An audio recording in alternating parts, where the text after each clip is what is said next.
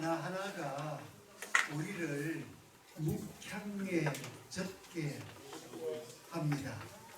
이 아름다운 환경에서 오늘 우리들에게 귀한 말씀을 해주실 강사님을 모셨습니다. 먼저 강의에 들어가기 전에 이 강의를 마련해 주신 서정학 초대 이사장님 소개드리겠습니다.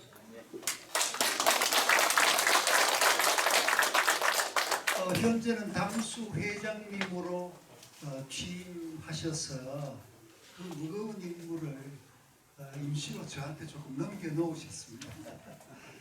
그 다음에 또 한 분 아주 귀한 분 한 분 계시는데, 제가 청송진보 초등학교에 학교에 다닐 때 제 6학년 때 담임 선생님이셨던 김진동 선생님이 오셨습니다. 고맙습니다. 6학년 때 생각이 나서 갑자기 눈물이 나려고 합니다. 고맙습니다. 그때 참 너무너무 고마웠습니다.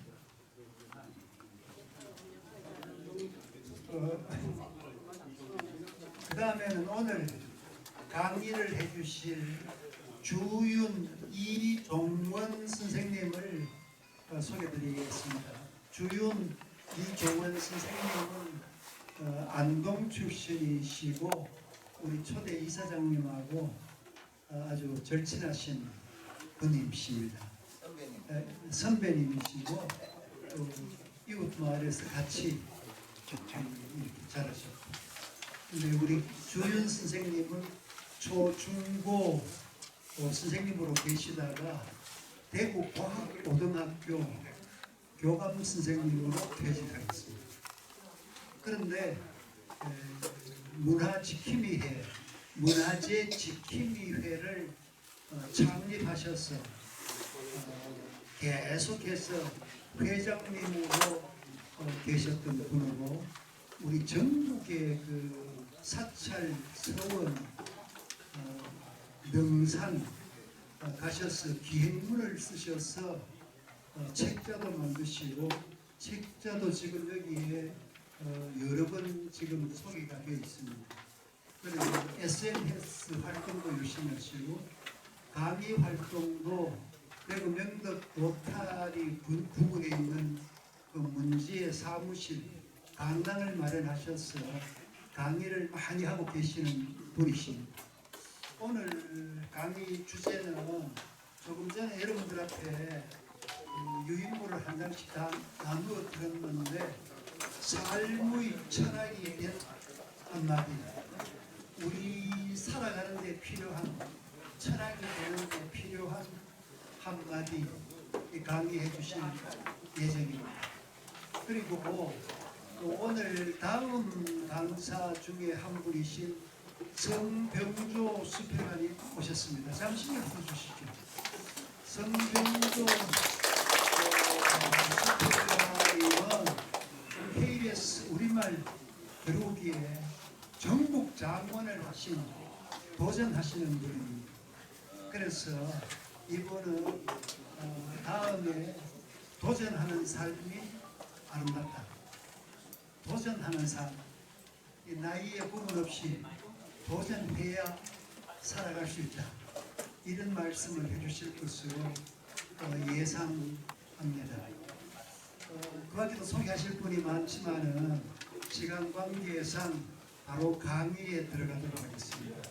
강의는 2시부터 시작해서 2시 50분까지 50분 강의하고 10분 휴식하고 또 3시부터 3시 50분까지 또 강의가 시작되겠습니다. 그러면은 우리 주윤 이종원 선생님을 뜨거운 박수로 환영해 주시기 바랍니다.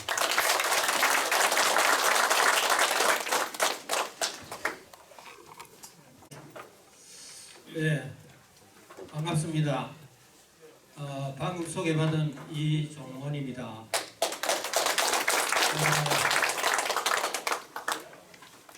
이게 뭐 제 양력을 간략하게 소개했습니다만도 제가 자랑스럽게 생각하는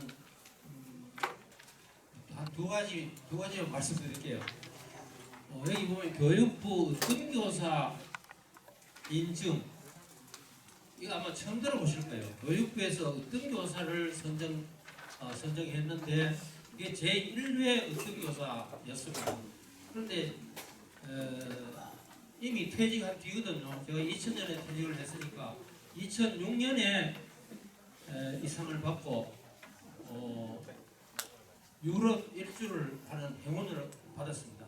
근데 그때 이제 어떤 교사로 선정되는 영광이 저한테 어떻게 떨어졌느냐.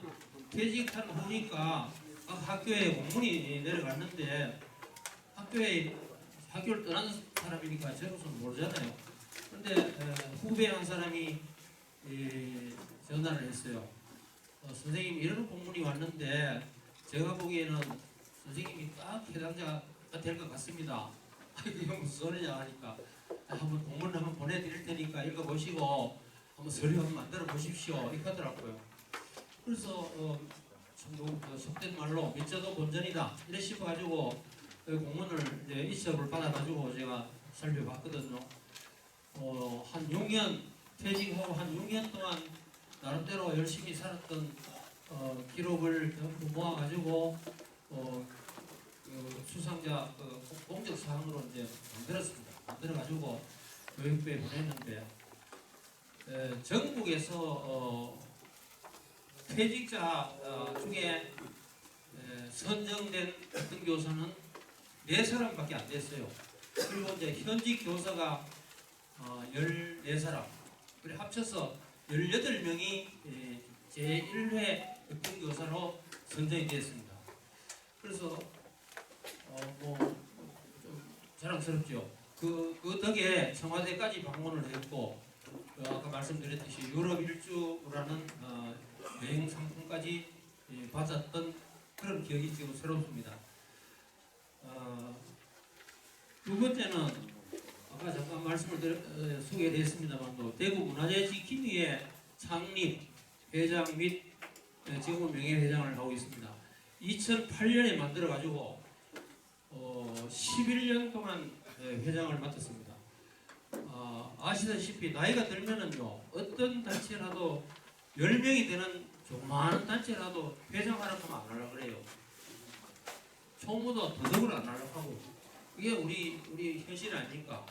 그런데 어쩌다 보니까 회장이 되었고 한 번 회장이 되고 나서 이제 물려줘야 되겠다 이런 생각을 갖고 나름대로 애를 써봐도 그게 잘 안 돼요.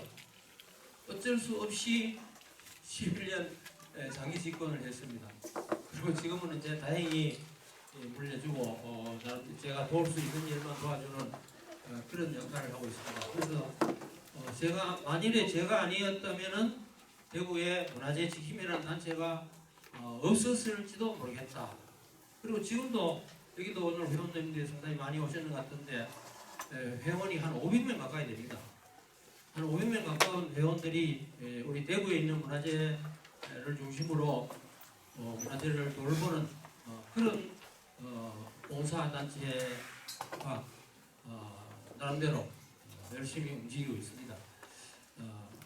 문화재는 문화재 지킴이 회원이 되어야 문화재를 지킨다 이건 아니거든요. 우리 국민 누구나 다 우리 조상이 물려준 문화재를 잘 다듬어서 원형 그대로 잘 보존해가지고 후손들에게 물려주는 그런 어떤 의무 같은 게 있습니다. 그래서 여러분이 문화재 지킴이 회원이든 아니든 이런 걸 떠나서 문화재를 대할 때 이거 우리 조상이 물려준 귀한 문화재다. 내가 할 수 있는 건 뭔가 이런 걸 한번 생각해 주시면 좋겠다. 이런 말씀을 드립니다.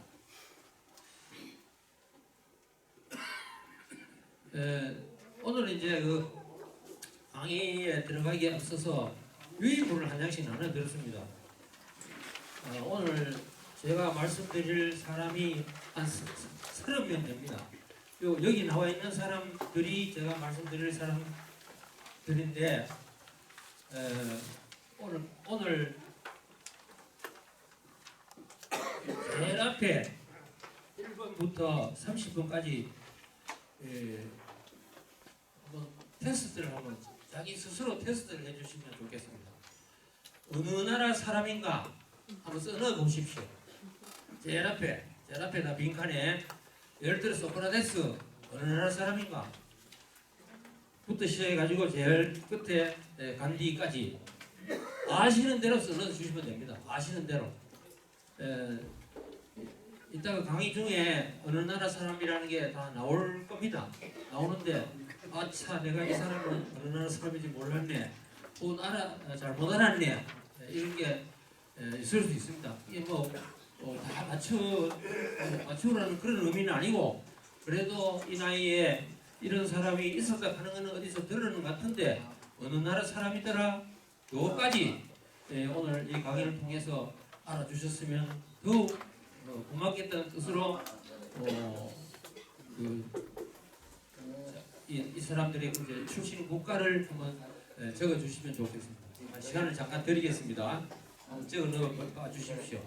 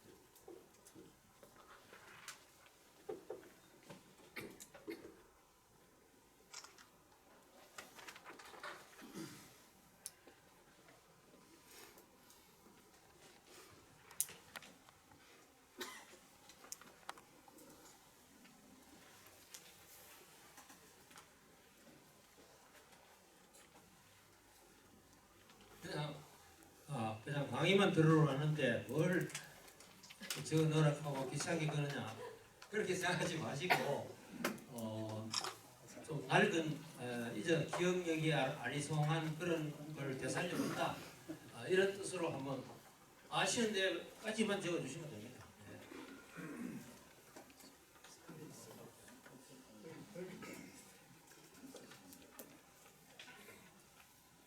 요즘은 그 스마트폰이 발달돼 가지고 이거 검색하면 다 나옵니다. 어느 나라 사람 하는 거 다 나오지만 또 그걸 검색해 가지고 알아맞히는 거는 그건 정말 알아맞히는 게 아니잖아요.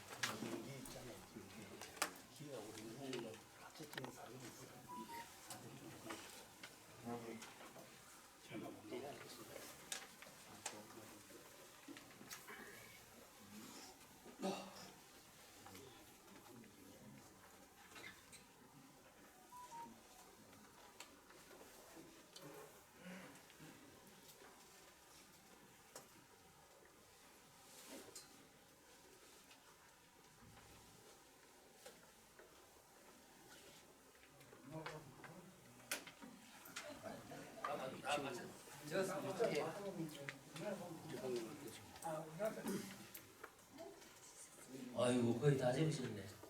이따 한번 보십시오. 혹시 다 맞았으면 아주 천재입니다. 천재.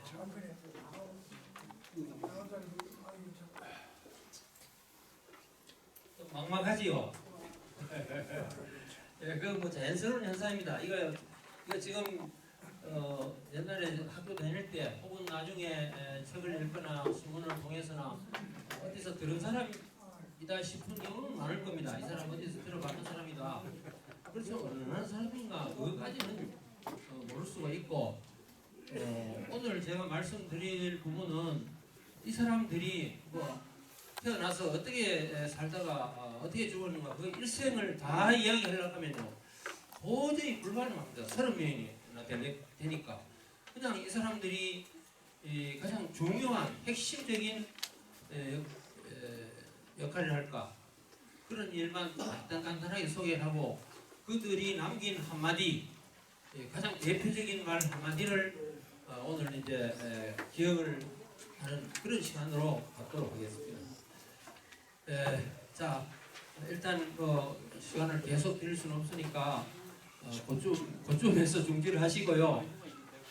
아직 적어놓지 못한 거는 뭐 틀린 걸로 인정을 하시고 나중에 한 반 이상만 맞췄다면은 스스로 천재라고 생각하십시오. 네, 반 이상만 맞췄다면.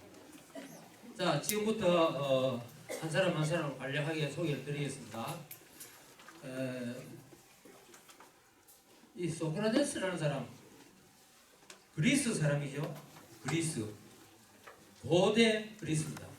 지금의 그리스하고는 물론 조금 다르죠. 조금 다르지만 고대 그리스 철학자, 세계 4대 위인에는 들어가는, 보통 3대 위인을 하면은 종교 쪽에서 이제 석가모니라든지 공자, 그다음에 마호메, 그리고 이제 4대 위인 하면은 소크라테스를 넣는 경우가 있습니다. 근데 이거는 뭐 절대적인 기준은 아니니까 어쨌든 세계적으로 인류 역사상 가장 위대한 사람 중에 한 사람은 틀림없다. 자, 무슨 말을 했느냐?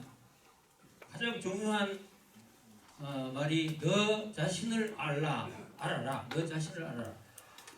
제가 학교 다닐 때 저는 뭐 안동 서문학교 출신입니다만은 교장 선생님이 그때 새로 바뀌면서 교훈이 바뀐 것 같아요. 교훈이 나를 알자 이렇게 교훈을 바꾸더라고요. 그 앞에 교훈은 지금 제가 기억을 못합니다. 나를 알자. 요거하고 똑같은 말입니다. 너 자신을 알아라 하는 말이나 나를 알자 하는 말이나 같은 말. 소크라테스의 가르침을 교훈으로 삼아서 졸업을 했는 사람입니다. 그래서 저한테는 조금 더 의의가 있는 그런 가르침 같은데, 사실 나를 얼마나 잘 아는지, 내가 나를 제일 잘 알아야 되는데 따지고 보면은 그렇지 않을 겁니다. 그런 측면이 많거든요. 내가 어떤 사람인가?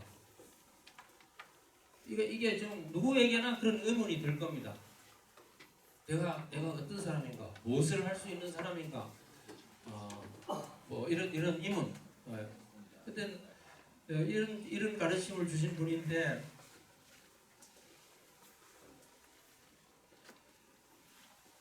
소크라테스는 그 문답법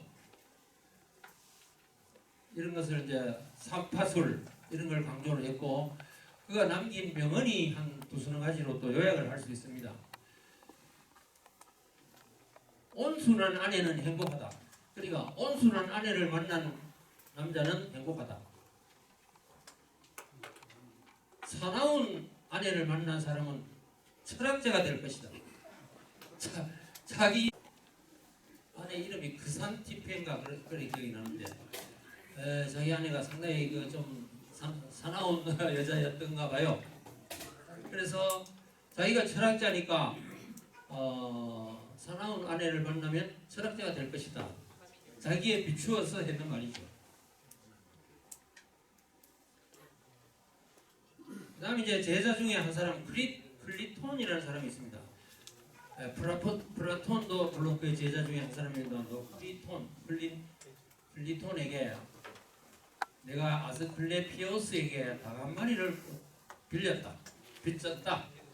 대신 갚아주게. 내가 죽더라도 내 빚을 자네가 갚아주게.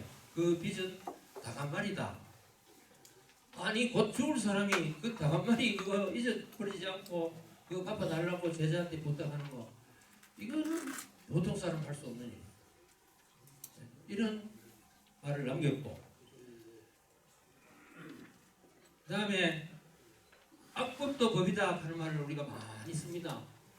어쨌든 법은 법이니까 지켜야 된다는 뜻이거든요. 아무리 악법이라도 고치기 전에는 알아야 된다. 이게 소크라테스의 말이에요. 악법도 법이다. 그러면서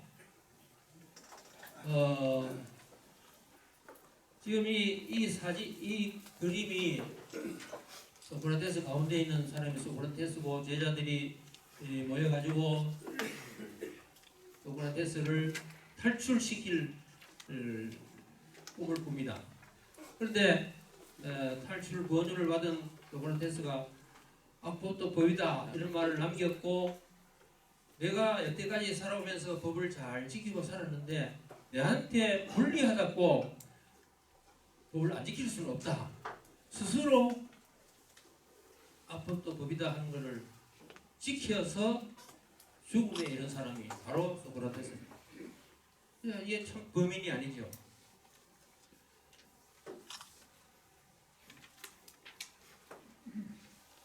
자, 이제 히포크라테스 어느 나라 사람입니까? 히포크라테스 혹시 의사를 두신 회원님도 계시시는데 자녀분 중에 의사의 할아버지라고 할까요? 역시 그리스 사람입니다. 그리스 히포크라테스.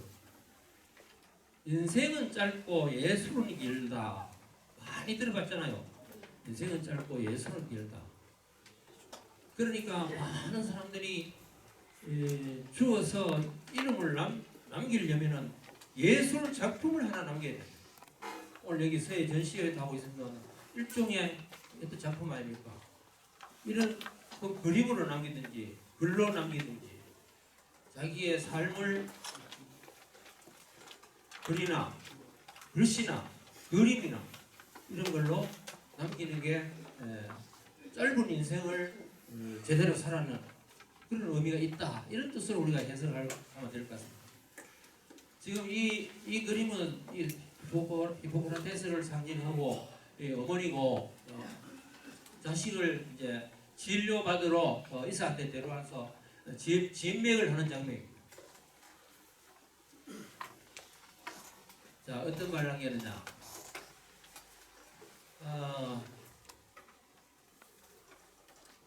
기술은 길고 인생은 짧고 기회는 빨리 지나가고 경험은 불완전하고 판단은 어렵다. 이 상당히 길게 되어 있는 말을 했다고 합니다. 히포크라테스가 했는 말이 상당히 긴데 이걸 축약해서 오늘날 우리가 쓰고 있는 인생은 짧고 예술은 길다 이렇게 됐다고 합니다. 어쨌든 뭐 우리가 앞에 있는 말 다 이 긴 문장을 다 익히기에는 어렵고 인생은 짧고 예술은 길다. 히포크라테스라는 의사가 남긴 말이다. 병은 갑자기 생기지 않는다. 날마다 조금씩 자연에 짓는 죄가 쌓여서 생긴다. 지은 죄가 많아지면 그때 병이 생긴다. 자, 지금부터 2500년, 한 3000년 옛날 의사의 생각은 이러했다는 거죠. 병이 왜 생기느냐? 자연에 대한 죄를 지으면 병이 생긴다. 예, 그때 사람의 시선은 이러했다고 보면 되겠죠. 자, 지금부터 이제 아마 히포크라테스 선서 지금 경북대학교 이과대학 본관 앞에 히포크라테스 상이 동상이 하나 자그마하게 서 있고 거기에 히포크라테스 선서가 새겨져 있습니다. 혹시 가실 기회 있으면 한번 가보시는 것도 좋을 것 같아요. 히포크라테스 선서, 의사가 되려는 사람은 이제 의사가 되기 직전에 누구나 이 선서의 선서를 읽고 서명을 한다고 합니다. 자, 한번 읽어보겠습니다. 인류에 봉사하는데 내 일생을 바칠 것을 엄숙히 맹세한다. 마땅히 나의 스승에게 존경과 감사를 표한다. 양심과 위엄을 가지고 의료직을 수행한다. 환자의 건강을 최우선으로 고려한다. 환자의 비밀을 환자 사망 후에도 누설 않는다. 이 선서는 이어집니다. 나의 능력이 허락하는 모든 방법을 동원하여 의료직에 명예와 위험 있는 전통을 지킨다. 동료는 나의 형제며 자매다. 환자를 위해 내 임무를 다하는 데 있어 나이, 질병, 장애, 교리, 인종, 성별, 국적, 정당, 종족, 성적, 성향, 사회적 지위 등에 따른 차별을 하지 않는다. 자, 이사가 마땅히 해야 할 의무입니다. 이게 히포크라테스 성서에 나오는데 과연 오늘날 우리 인사들이 이걸 그대로 지키고 있는지는 모르겠습니다. 자, 히포크라테스서 위협을 받더라도 인간의 생명을 그 시작에서부터 최대한 존중하며 인류를 위한 법칙에 반하여 나의 의학 지식을 사용하지 않는다. 이 모든 약속을 나의 명예를 걸고 자유의지로서 엄숙히 서약한다. 자, 이렇게 상당히 긴 문장으로 되어 있습니다. 히포크라테스서. 이걸 제가 자료를 만들면서 이런 생각을 해봤어요. 꼭 이사에게만 해당되어야 할 것입니다. 변호사한테 혹은 학교 선생님들한테 물론 이 문장은 좀 달라져야 되겠죠. 문장이 똑같을 필요는 없지만은 어쨌든 특정 직업을 생각해서 그들이 그 직업에 종사하기 전에 이런 선서를 대외적으로 공연하게 하고 그 직업에 임한다면 그들이 훨씬 더 충실한 사명감에 불타 있을 것 아닌가 이런 생각을 해봤거든요. 자, 이번에는 알렉산더, 디오게네스 이 둘 다 알렉산더는 마케도니아 사람입니다. 알렉산더는 마케도니아 사람이고 디오게네스는 그리스 사람입니다. 그리스 사람인데 마케도니아는 그리스 북쪽편에 있는 옛날 국가였다 이렇게 보시면 되는데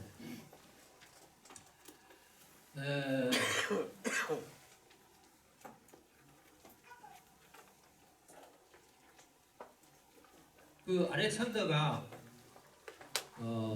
동서양을 다 지배했던 그런 인물이잖아요. 그런 인물인데 헬레니즘 문화를 창설했다 할까요? 그런 역할을 했던 사람입니다. 그런데 왼쪽 그림이 좀 희미합니다만도 앉아 있는 사람이 디오게네스입니다. 철학자, 그리스의 철학자. 거지 행세죠. 이 문방 속에. 자, 여기 서가지고 있는 사람이 알렉산더 대왕입니다.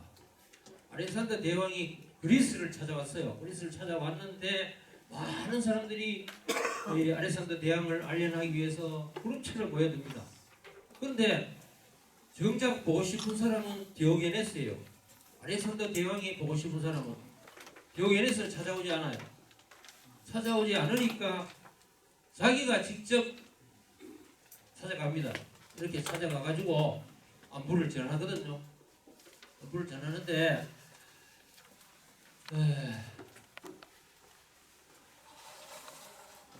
웬만한 사람 같으면 깜짝 놀랄 거 아닙니까? 벌떡 일어나가지고 그렇게 환대를 예고하고 했을 텐데 이 무지학권이 와줘서 고맙다든지 뭐. 그런데 비켜달라. 당신이 거기 딱 서 있으니까 햇빛을 가린다. 요즘 속된 말로 꺼져라 이게. 당신 같은 사람 필요 없다 이거. 자, 이래가지고 디오게네스가 더욱 유명해진 거예요.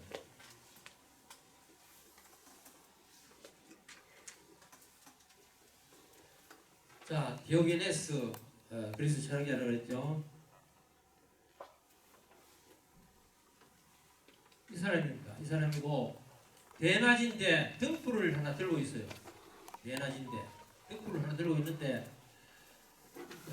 왜 낮인데 이 밝은 대낮에 등불은 왜 들고 있느냐 하고 이제 물었습니다. 사람들이 물으니까 정직한 사람을 찾기 위해서다. 예나 지금이나 정직한 사람이 그리 많지 않았던가 보죠. 불을 밝히고야 정직한 사람을 찾아낼 수 있다. 이런 생각을 가지면서 덕불을 들고 정직한 사람을 찾아 나섰던 디오게네스다. 자, 그 다음에 알렉산더 대왕의 친구 집을 방문했습니다. 왕의 친구 집이니까 아주 그도 보관 대작이겠죠. 그러면서 했는 말이 있습니다. 아래침을 뱉을 만한 곳이 없다. 교만과 위선으로 가득한 당신 얼굴이 쓰레기통으로 보이는군. 알렉산더 대왕의 친구를 보고 자기가 손님으로 방문을 했는데 그 주인을 보고 했는 소리입니다. 당신 얼굴에 침 뱉고 싶다 이 말이에요. 이게 디오게네스가 아니고서는 도저히 할 수 없는 일. 그러니까 이 철학자가 어떠해야 되는가? 철학자가 다 이래야 된다는 그런 의미는 아니겠지만은 그 철학자의 지조를 할까? 이런 것을 우리는 엿볼 수 있는 대목입니다.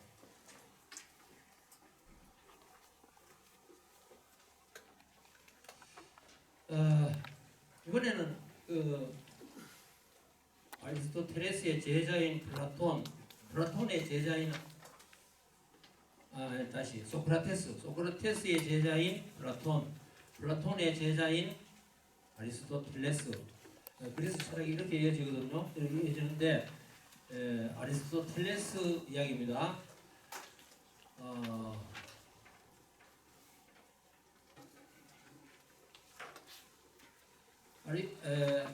아리스토텔레스가 아까 나왔던 알렉산더 대왕이 왕자 시절에 가르쳤던 그런 스승이기도 합니다. 그런데 말년에 알렉산더가 필리스라는 애첩에게 빠져가지고 헤어나지를 못해요. 지금 이 그림이 아리스토텔레스고 이 여자가 필리스입니다. 자기 애인이라고 할까요? 자기 애인 등에 타고 여자가 마음대로 이 남자를 조종하는 그런 이제 그림이거든요. 그래서 우세 사람들이 이런 이야기를 합니다. 어머니가 소년을 남자로 만드는데 20년 걸리지만 한 20년 돼야 이제 남자 무시했다 이 말이겠죠. 여자가 남자를 바보로 만드는데 20분도 안 걸립니다.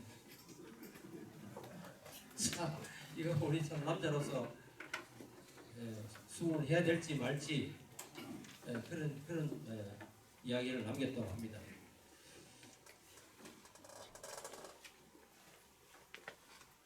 자, 이제 동양을 넘어와서 붓다 부처님. 자, 이 부처님이 하시는 말씀이 너무나 많습니다만도 요걸 제가 세웠습니다. 모든 것을 이해하는 것은 모든 것을 용서하는 것이다. 알아들을 것 같기도 하고 못 알아들을 것 같기도 해요. 사실 모든 걸 이해한다고 하는 것 자체가 불가능해요. 어쨌든 모든 걸 이해하면은 모든 걸 용서하는 것이다. 이런 말을 남겼다 그러고요.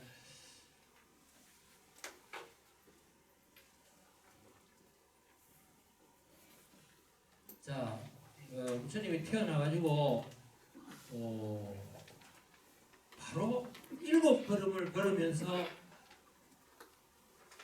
이런 말을 했다고 전해지잖아요. 이거를 논리적으로 따지면 불가능합니다.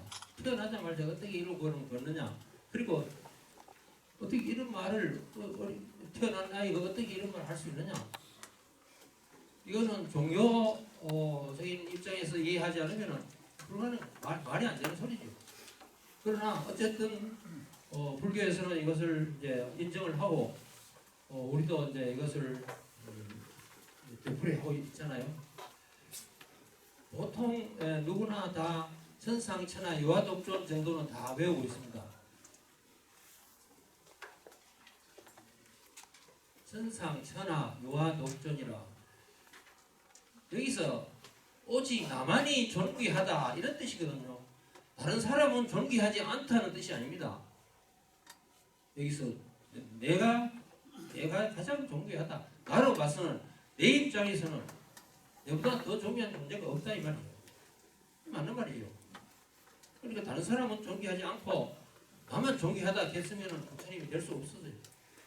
자, 까지는 누구든지 다 외어가 있습니다. 천상천하 유아독존, 삼계 계고 아당 안지. 오늘 요거를 꼭 좀 익혀주시면 좋겠어요. 삼계는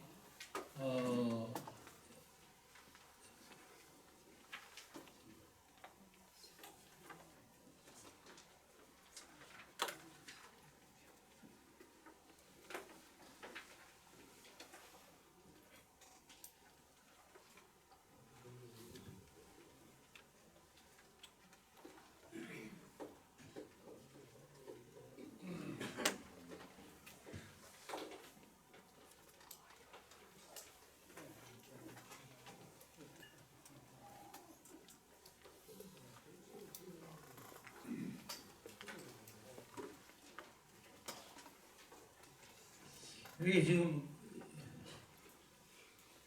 제가 만들 때 이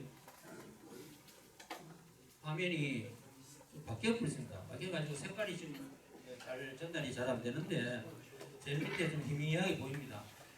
욕계, 색계, 구색계, 요걸 3계라 그래요. 색계, 욕심으로 가득한 세상, 욕계, 이건 보통 세상이죠.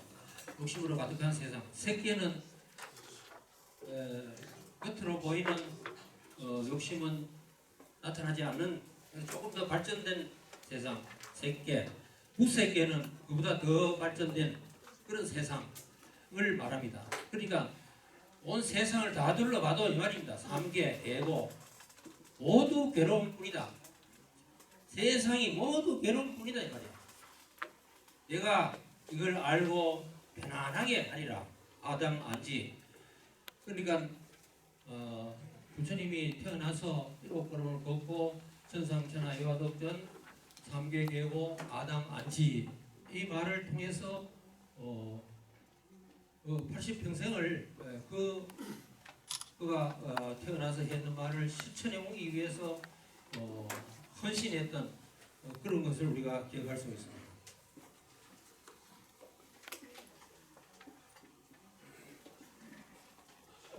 부처님이 언제 출발해서 깨달음을 성취로서에 얻고 80세까지 사셨던. 근데 이제 그 수행하는 과정에 이 마왕이 나타납니다. 마왕이 나타나가지고 부처님 수행을 방해합니다. 방해하는데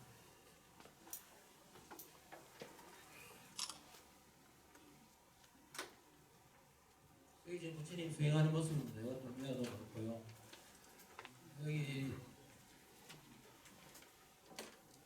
여기서 지금 부처님 얼굴은 안 보입니다만도 그리고 이제 여기도 부처님. 자, 수행하는 곳에 이런 사나운 짐승들이 나타나가지고 부처님을 이제 위협하는 거죠. 여기도 마찬가지입니다. 이런 이제 짐승들이 나타나고 여기는 마왕의 세 딸이 등장을 합니다. 세 딸 여자가 등장했죠. 등장해가지고 유혹을 합니다.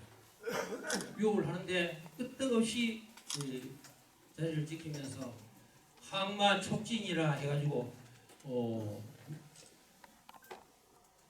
왼손을 이제 가슴에 이렇게 손바닥을 펴가지고 왼손을 가슴에 올리고 오른손을 펴가지고 땅을 가리키는 이 손 모양을 항마 촉지인이라 합니다.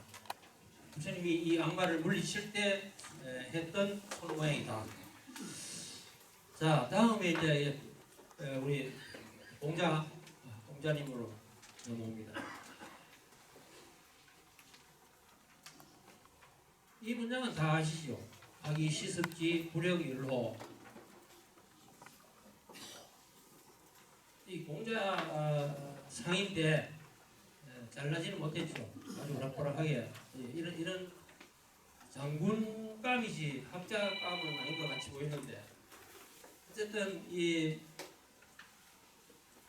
공자가 자기 아버지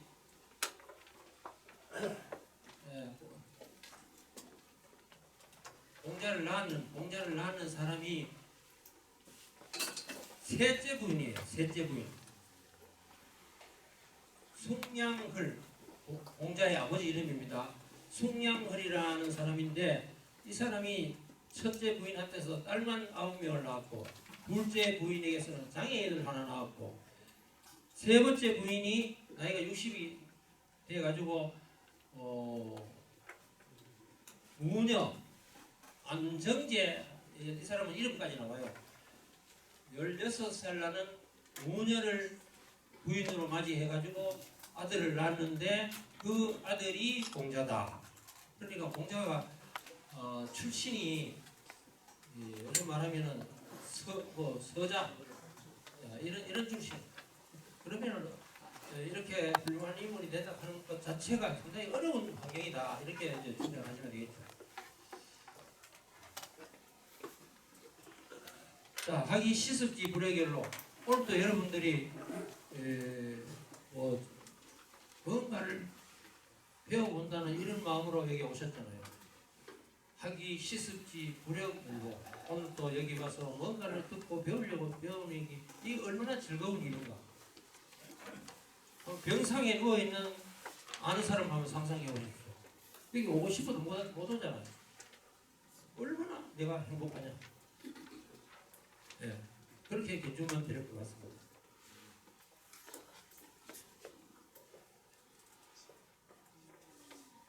자, 공자가 했는 말을 이제 몇 가지 소개를 드리겠습니다. 가장 큰 영광은 한 번도 실패하지 않음이 아니라 실패할 때마다 다시 일어나는 데 있다. 한 번도 실패 안 하는 사람이 어디 있겠느냐. 실패할 때마다 다시 일어난다. 남이 자신의 잘못을 지적해주는 말을 잘 듣고 고치는 사람은 그만큼 발전한다. 그러니까 자기 잘못을 지적해주는 사람이 고마운 사람이라는 거야. 이놈 자식 네가 뭔데 내 보고 이래라 저래라 이렇게 생각하면 그 사람은 평생 못 고치는 거죠. 그 버릇을. 자, 그리고 공자가 두려워해야 할 4가지를 지적을 했습니다. 도의에서 벗어나는 거, 학문을 게을리하는 거, 정의를 듣고도 실행하지 않는 거, 착하지 않음을 고치지 않는 거. 자, 이 가운데 저는 4번째 걸 강조하고 싶어요. 내가 착하냐 착하지 않느냐. 그거는 어느 정도 여러분 우리 선생님들이 마음을 잡을 겁니다. 내가 착한 사람이냐 악한 사람이냐. 네, 그렇게 큰 잘못 저지른 거 없다. 대체로는 착한 사람이죠. 착하게 살아오셨고. 자, 그런데 혹시라도 100에 한 가지라도 착하지 않은 일을 했다고 하면은 이것은 고쳐야 된다. 네. 이것이 나이에 상관없잖아요. 내가 착한 일을 아닌 어떤 일을 저질렀다. 내가 실수했구나. 당장 그 사람한테 용서를 빌어야 되죠. 그리고 다른 사람도 같이 옆에 다른 사람이 있었던 그분들한테도 당연히 구하고. 공자가 이렇게 너그러운 발행을 가졌다. 자, 이 사마천이라는 사람 들어보셨죠? 물론 중국 사람이더라도 사마천 하면은 사기입니다. 사기.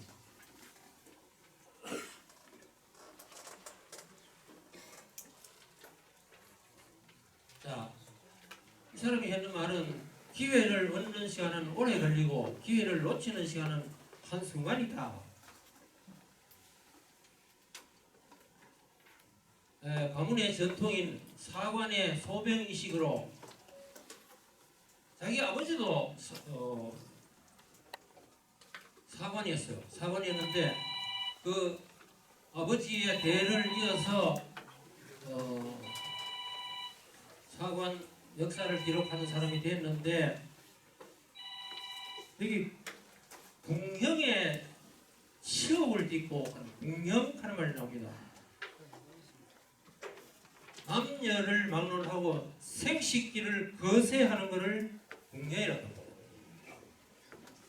옛날에 신체형이 창궐 할 때 남자나 여자나 남자 구실, 여자 구실을 못하게 하는 것을 궁형, 궁궐 궁자를 씁니다. 궁형. 자, 이 사마천은 왜 궁형을 당했느냐? 이 사람이 학문에만 뜻을 두고 그걸 연마하는 데만 애를 쓴 사람이 아니고 정치에도 손을 댔어요. 정치에도 손을 댔는데 어쨌든 반대파에서 이 사마천을 처벌을 해야 되는데 처벌하는 조건이 세 가지입니다. 근데 어떻게 보면 상당히 그 여유로운 그런 처벌이에요. 요즘 판사가 셋 중에 하나 택해라 하면 얼마나 기분 좋겠습니까? 첫째, 엄청난 돈을 내라. 돈을 내고 훈련할래. 사마천으로서는 상상도 할 수 없는 돈이에요. 군대 5,000명을 1년 동안 먹여 살릴 돈. 한번 상상해 보십시오. 어느 정도 돈인가. 엄청난 돈을 내놓으면 풀어주겠다. 두 번째는 사형을 시키겠다. 죽이겠다. 사형. 세 번째가 궁형입니다. 궁형. 사마천은 자기 아버지가 돌아가실 때 유언을 했어요. 네가 내 대를 이어서 역사를 기록해라 하고 유언을 했습니다. 그 유언을 지키는 유일한 방법, 돈을 내고 풀려나서 유언을 지킬 수 있으면 제일 좋겠지만 도저히 감당을 못할 경우니까 사형 죽으면 그건 끝나잖아요. 그래서 사형을 피하고 궁형을 택했다요. 궁형을 택했는데 저는 그냥 상상만 해봅니다. 이 궁형을 통해서 사마천이 얼마나 고통이 심했는가.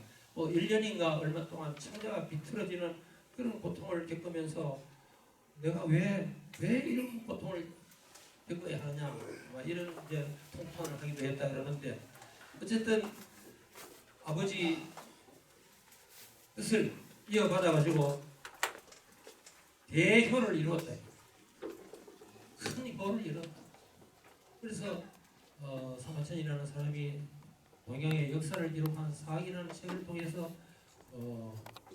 오늘날 우리 역사에도 남는 큰 인물이 되었다. 자, 아르키메데스 발음이 시원찮네요. 역시 그리스 사람이죠. 그리스 사람.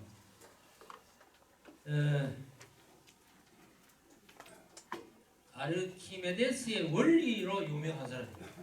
저는 자연과학에 대해서 좀 별로 아쉬움을 못 가져가지고 읽어봐도 알쏭달쏭한 게 좀 애매하게 지금 받아들이고 있습니다만은 어쨌든 왕관이 있는데 이 왕관이 순금이냐 아니냐를 판별을 해라. 아르키메데스에게 주어진 임무예요. 순금이냐 아니냐. 요즘 같으면 여러 가지 방법이 아니겠습니까만도 그때로서는 왕관을 딱 보고 순금이냐 아니냐. 거기 은이 보통 가서 금에다가 은을 섞어 놓으면 잘 표가 안 나잖아요. 그런데 이제 이걸 물에 담가가지고 방구만큼 물이 넘쳐날 거 아닙니까?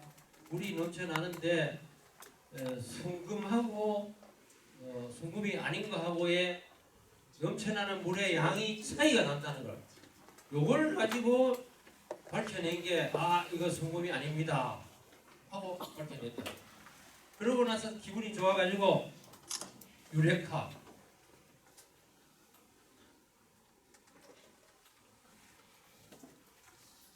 자, 유레카. WHURAKA 유레카. 알아냈다. 이 유레카 하는 것은 영어로 알고 있습니다. 영어로 알고 있는데 어쨌든 아르키메데스가 이 원리를 처음으로 찾아내가지고 유레카하고 함성을 질렀다는 그런 일화가 남겨져 있습니다. 그리고 또 이런 아주 재미있는 이야기를 했어요. 충분히 긴 지렛대와 단단한 지렛목을 주면 지구를 움직일 수 있다. 말이 그렇죠? 논리적으로는 맞는 말입니다. 충분히 긴, 얼마나 길어야 될지도 모르겠고 지렛대가 얼마나 단단해야 될지도 모르겠지만 또 아니 그런 걸 준다면은 내가 지구를 움직이겠다. 지렛대 원리를 이제 강조합니다.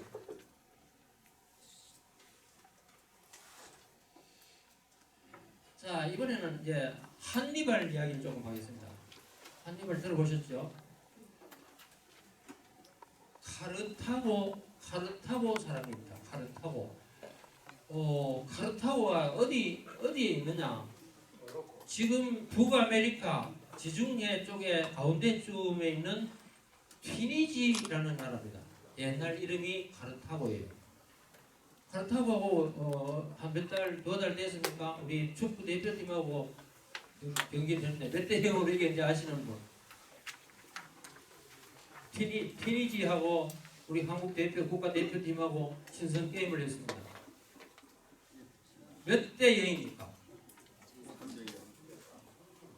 4대 0. 그 중요한 건 아닙니다만 어쨌든 한니발은 아프리카 출신이에요. 아프리카의 지금의 튀니지. 근데 이 한니발이 로마를 쳐들어가잖아요. 로마가 멸망할 뻔했습니다. 한니발 때문에. 그 험준한 알프스 산맥을 넘고. 그러니까 이게 이 한니발 상인데 아프리카에서 저 지중해를 넘어가지고 알프스 산맥을 넘어서 이탈리아를 들어갔거든요. 그런데 이제 결국은 로마 장군 스키피오에게 멸망을 합니다. 스키피오. 아마 스키피오 하는 사람 잘 안 들어보셨 싶은데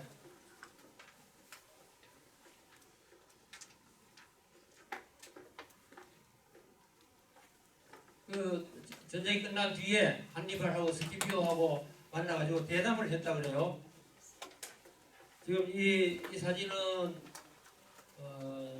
희미해가지고 잘 구별이 안 됩니다만 알프스 산맥을 넘는 장면이고요.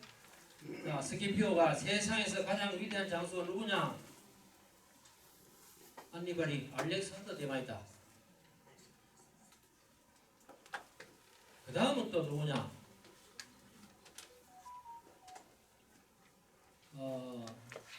에페이로스의 왕 피로스. 저도 잘 모르는 사람입니다만 그 다음은 누구냐?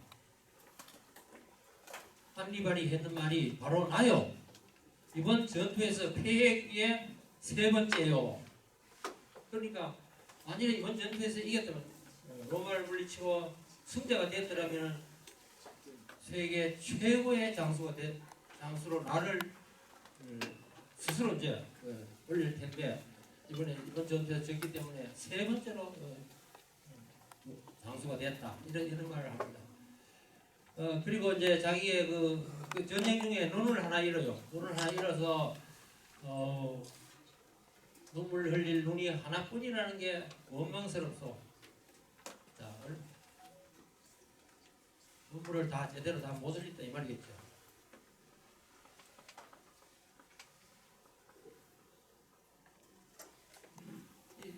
이 사람이 스키피오 모습입니다. 스키피오.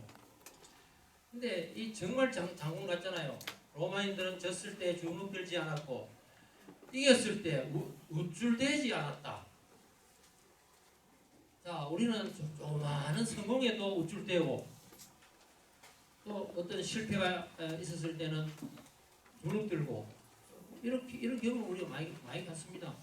꼭 전쟁 아니라도 우리 인생살이에 조그만 성공이라도 있었을 때는 내가 잘했어 하고 되기도 하고 조그만 실패가 있어도 기가 죽어가지고 이런 모습을 우리가 생각할 수 있는데 이 로마 장군 스키피오는 이런 명언을 남겼다 그래요.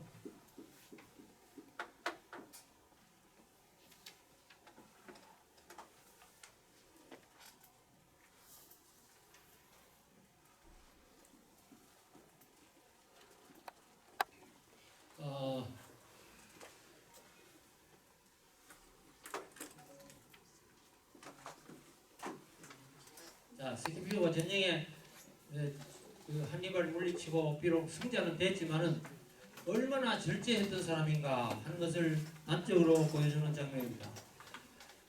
스페인 카르타헤나 지도상에 찾아볼 수 있습니다. 우리 잘 아는 바르셀로나는 저 스페인 북쪽편에 있고 지중해 면한 북쪽편에 자리 잡고 남쪽으로 쭉 내려오면은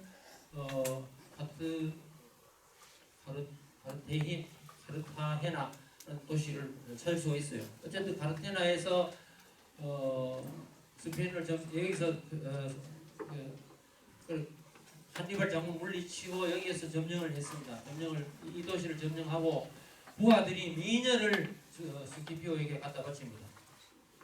근데 승전 장군으로서 미녀를 갖다 바치니까 좋아라 하고 그렇게 이제 받아들였을 수도 있는데 그 처녀의 아버지를 불러가지고 돌려보냅니다. 자, 지금 여기 그림이 이건 미해가지고 못 알아보겠는데 여기가 이제 스키피오 고개를 숙이고 있는 여자가 아마 처녀 같은데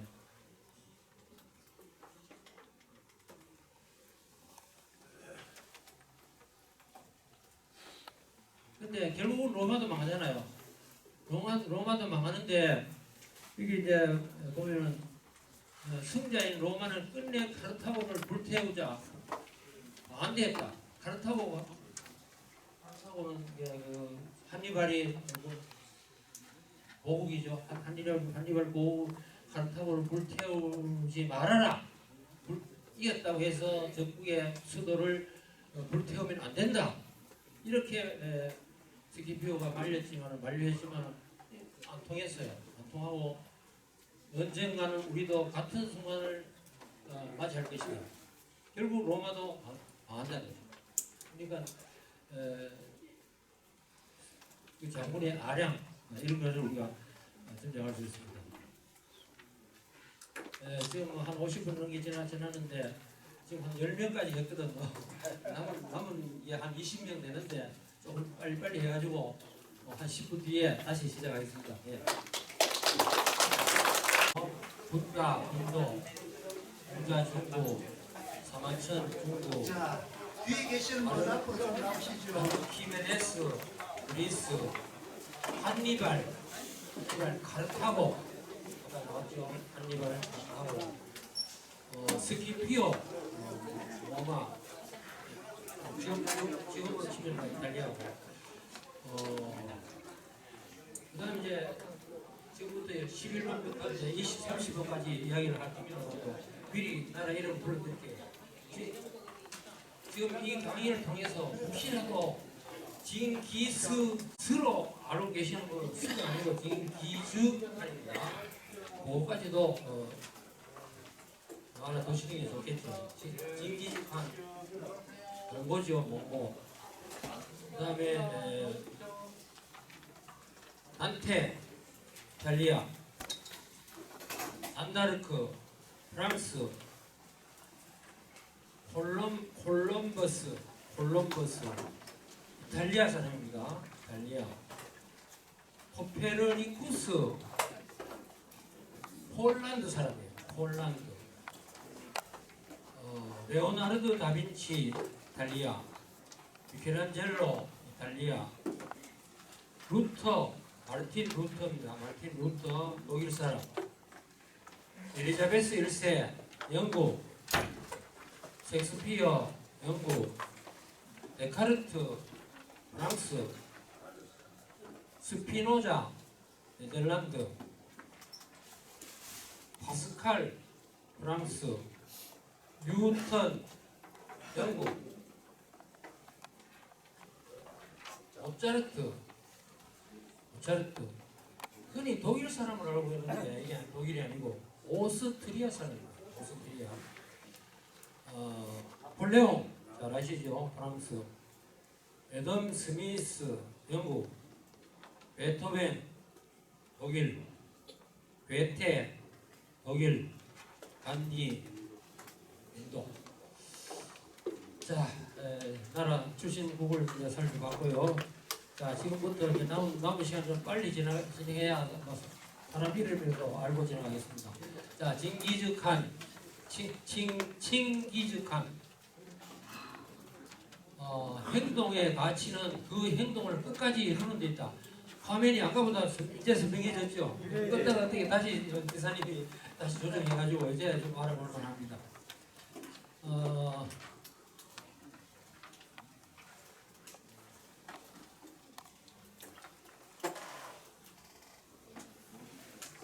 오른쪽에 이 미녀는 징기스칸의 아내입니다. 징기스칸의 아내인데 이름이 보르테 카툰. 베르키트족에 납치되어 갑니다. 이 징기스칸의 아내가 베르키트족에 납치되어 가지고 왔는데 나중에 애를 낳아가지고 와요. 애를. 그 애는 누구에겠습니까? 징기스칸의 애가 아닌 것 말할 것도 없잖아요. 베르키트족에 뭐 대장이 아한지 뭐 여러분 같으면 어떻게 하겠어요? 남의 자식 나왔는데 얘는 이제 끝이다. 어차 내버려든지 뭐 대부분은 그럴 거예요. 근데 아량을 베풀어 가지고 너 내 자식이고 당신도 나의 아내다 이렇게 받아들이는 겁니다. 자, 징기스칸이 남긴 말이 이제 카톡 같은 데도 많이 유명하는데 한번 살펴보십시다.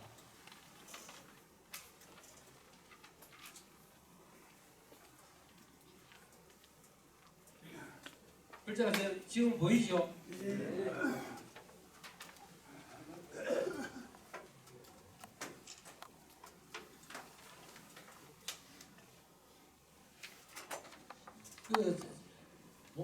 그 당시에 몽골이라는 나라는 자그마한 나라였단 말이에요. 200만이 되지 않았다.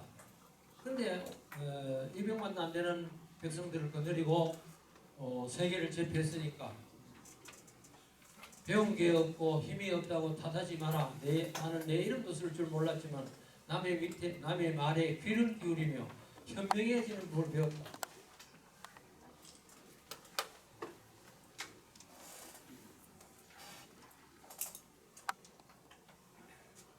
자, 하여튼 이런 명언을 남겼고요. 자, 이번에는 그 단테 신곡이라는 유명한 작품을 남긴 이탈리아의 작가죠. 쉽게 말하면 문학 작품을 남긴 그 단테가 10살이고 베아트리체 이 단테의 모습이고 여기 가운데 있는 여자가 베아트리체의 모습인데 10살 때, 9살 때 처음으로 만나가지고 연정을 품었다 합니다. 요즘 말하면 아주 조숙했겠죠. 그리고 9년 뒤에 세월이 좀 흘러가지고 9년 뒤에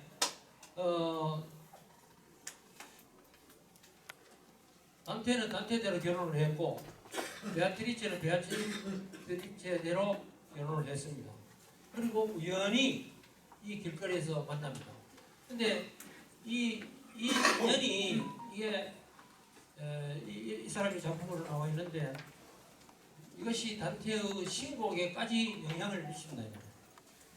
그러니까 9살짜리, 10살짜리가 9살짜리를 만나가지고 연정을 품었던 그것이 9년 뒤에 다시 재회를 했고 그 재회한 것이 인연이 되어가지고 이 신곡이라는 작품 속에도 이 베아트리체의 이야기가 등장한다. 오늘이라는 날은 2번 다시 오지 않는다. 이거 누가 모릅니까? 그렇지만 안테가 해놓으니까 더욱 유명한 말이 되었다. 자, 이번에는 프랑스의 유명한 그 잔다르크 100년 전쟁 한번 들어보셨죠? 사실 100년도 넘게 걸렸습니다. 100년도 넘게 걸리는 전쟁인데 이 잔다르크에 의해서 100년 전쟁을 승리로 이끌었다. 이렇게 보시면 되겠고요. 그러나 그 16살 때 이제 시대 계시를 받아가지고 그래 이제 프랑스 군을 지휘하는 장군이라 할까요? 이렇게 됐는데 지금 깃발을 흔드는 사람이 잔다르크입니다.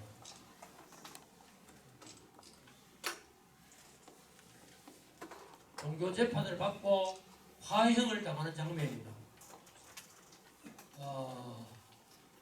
화형 당하기를 그렇게 싫어하는 거죠. 7번 참수당하는 편이 나으리라. 이런 말까지 하면서 화형 당하는 것을 거부했지만 거부해도 이 종교 재판에서는 이게 통하지는 않죠. 통하지는 않고 결국 화형을 당하고 만다 하는 그런 이야기입니다. 자, 이 콜럼버스 신대륙을 발견했다. 콜럼버스가 처음으로 자기 눈으로는 처음 봤다 그러지. 신대륙 미국 땅덩어리는 아메리카 땅덩어리는 예나 지금이나 그 자리에 그대로 있었다는 거예요. 그러니까 발견했다. 처음 발견했다 하는 건 콜럼버스 눈에는 처음으로 발견됐다. 유럽 사람들이 봤을 때는 처음으로 알아냈다. 이런 의미죠. 이런 의미인데 어쨌든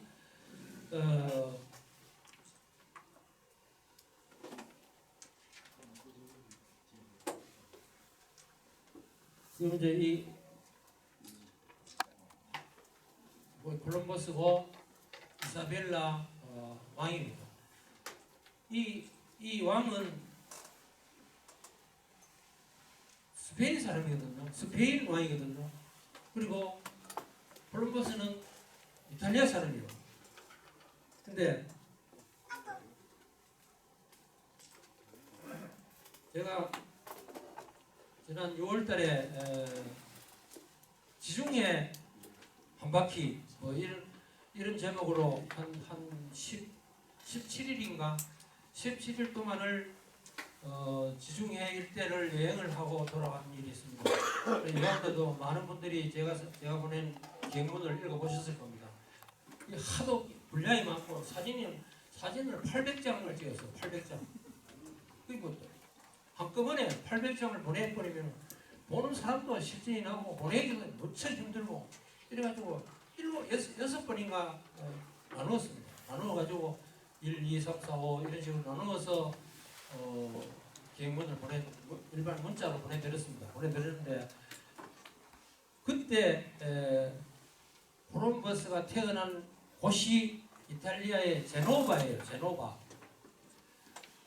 그 이탈리아 제일 북쪽 편에 있다고 보면 됩니다. 제일 북동쪽에, 북서쪽에 제노바 하는 항구 도시인데 거기를 제가 마침 갈 기회가 있었거든요. 그때 봤던 콜럼버스의 집입니다. 이게 요 2층 계단이 있는데 여기로 올라가야 이제 콜럼버스가 살았던 집까지는 이렇게 보는데 여행 일정에 쫓기다 보니까 밖에서 콜럼버스 살았던 집이라 하는 것만 기억하기 위해서 요 사진만 찍어놨는 게 지금 남아 있어요. 콜럼버스가 살았던 집 제노바라는 도시에 가면은 콜럼버스를 선전하는 걸로 공원도 꾸며놨고 뭐 여러 가지 시설을 많이 해놨습니다. 자, 이 콜럼버스의 달걀을 파는 게 유명합니다. 여기 이제 그거는 뭐 무슨 얘기냐 하면은 콜럼버스가 십대륙을 발견하고 왔다. 그것을 시기하는 사람이 당연히 있을 거 아닙니까? 네가 뭐 잘했다고? 그러니까 이제 콜럼버스가 그 사람들의 콧대를 꺾기 위해서 그래, 네가 그러면 달걀을 하나 세로로 세워봐라. 옆으로 해도 그냥 놓으면 되는 거고 그렇게 세로로 한번 세워봐라. 아무리 세워도 안 서잖아요. 뭐 저는 해보진 않았습니다만 안 설 것 같아요. 당연히. 콜럼버스 어떻게 세운지 아십니까? 작게 해가지고 세웠어요. 깨지 마라 하는 부분 없었잖아요. 깨지 마라 하는 부분 없었으니까 작게 뒤에 세우니까 빨딱 선다 이 말이죠. 그게 사람이 머리를 순간적으로 쓰는 방법이죠. 콜럼버스의 달걀판이 그런 의미입니다. 근데 뭐 실제로는 다른 사람이 뭐 그런 이야기를 했다 하는 말도 있기 때문에 그거는 중요한 건 아니고요. 자, 이번에는 코페르니쿠스 이 폴란드 사람이 처음으로 등장해요. 폴란드는 뭐 그렇게 유명한 나라 아니거든요. 예술가나 뭐 과학자나 뭐 철학자나 이런 사람이 태어난 곳은 아닌데 유일하게 코페르니쿠스라는 사람이 폴란드 출신으로서 천문학자. 그 당시에는 천동설이냐 하늘이 움직인다. 천동설을 부정하고 땅이 움직인다. 지동설을 예상했던 사람입니다. 그래서 이제 보통 코페르니쿠스적 전환 이런 말을 쓰는데 대담한 변화를 가리킨다. 자, 코페르니쿠스 우주에 관한 7가지 견해를 밝혔는데 오늘날의 우주에 대한 우리 인류의 생각하고 거의 같습니다. 지구는 우주의 중심이 아니다. 모든 천구들은 태양을 둘러싸고 있다. 태양에서 지구까지 거리는 매우 짧다. 여기서 말하는 매우 짧다는 건 상대적이죠. 어쨌든 다른 별하고의 거리를 말합니다. 지구는 자전한다. 생각도 못한 이야기거든요. 지구는 태양을 중심으로 회전한다. 이건 공전이죠. 자, 이런 등등의 이야기를 코페르니쿠스가 해가지고 사람들을 깜짝 놀라게 했다는 것입니다. 자, 레오나르도 다빈치 제가 구한 그 인물입니다. 인물 사진인데 상당히 앳돼 보이고 지적인 어떤 냄새도 풍기는 이런 분으로 비칩니다. 근데 이 그림만 잘 그리는 거 건축에만 뛰어난 게 아니고 이런 말까지 했다 하는 게 조금 이채로워요. 목적 없는 공부는 기억에 해가 될 뿐이며 머릿속에 들어온 어떤 것도 간직하지 못한다. 공부는 목적이 뚜렷해야 된다 이 말입니다. 뭔 공부를 하든지 목적이 뚜렷해야 그게 머릿속에 쏙쏙 들어온다. 그냥 시간 보내기 위해서 그건 공부가 아니다 이 말이겠죠.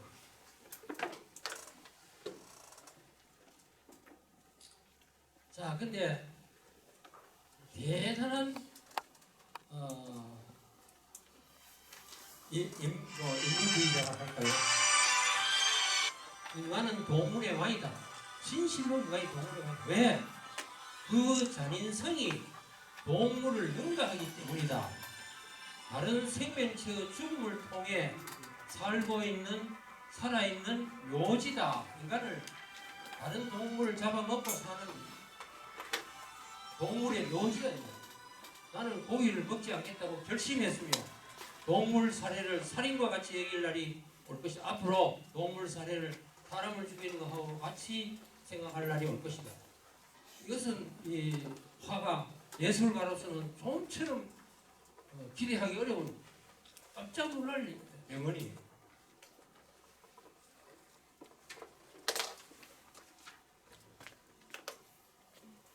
자, 레오나르도 다빈치 모나리자. 이거 지금 이 작품이 어디 있습니까? 루브르 박물관에 있죠. 네, 프랑스의 루브르 박물관에 있는 걸로 저도 가봤는데 그때 가서 사진도 찍고 했었던 기억이 납니다만도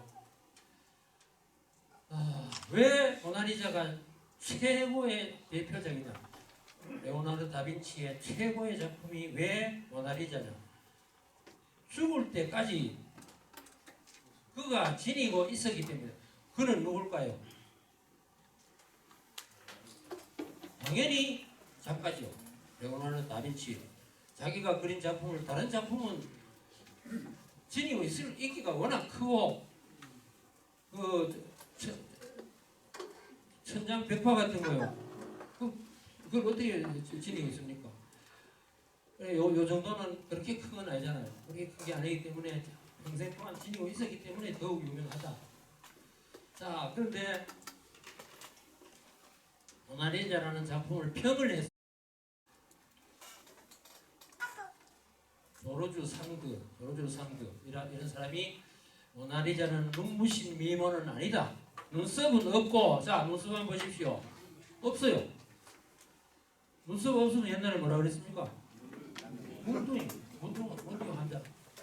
그럼 이 사람이 문둥병 환자냐? 아니잖아요. 아닌데 이 그림에서는 눈썹이 없어. 뺨은 통통하고 머리카락은 가는데 이마는 넓다.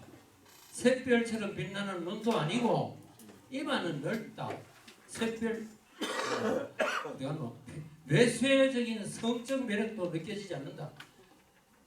그녀가 강한 마력을 풍기는 것은 차가운 적의가 담긴 신비한 미소 때문이다. 이 미소가 차가운 적의를 갖고 있다. 적 대신 그런 신비한 미소가 이 그림에서 나타나기 때문이다. 이렇게 조르주 상드라는 사람이 평을 했다고 합니다. 그러고 보니까 공감이 가는 부분이 많거든요. 우리가 보통 봐서 눈썹 없다 하는 거 이거 생각도 못합니다. 근데 눈썹이 없어도 세상 사람들은 모나리자를 지극히 아끼고 사랑하잖아요. 근데 왜 그러냐? 신비한 미소가 이 안에서 풍긴다. 근데 이 주인공이 누구냐 하는 건 밑에 나옵니다. 주인공이 누구냐 하는 건 별 문제가 아닐 것 같고요. 자, 이번에 미켈란젤로로 넘어갑니다.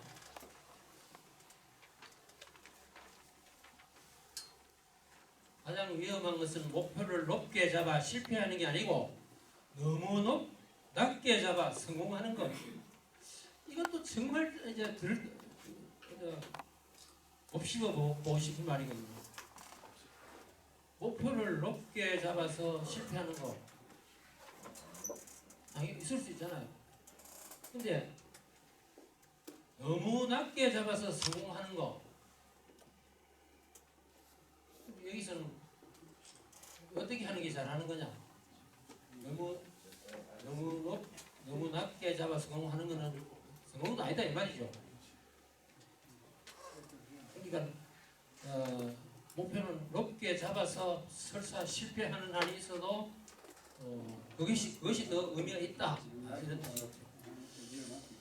자, 미켈란젤로가 남긴 작품 유명한 게 다섯 가지로 요약할 수 있습니다.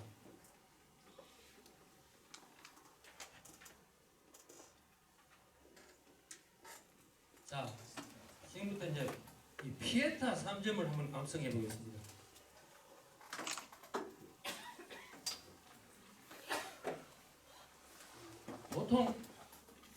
보통 피에타 하면은요,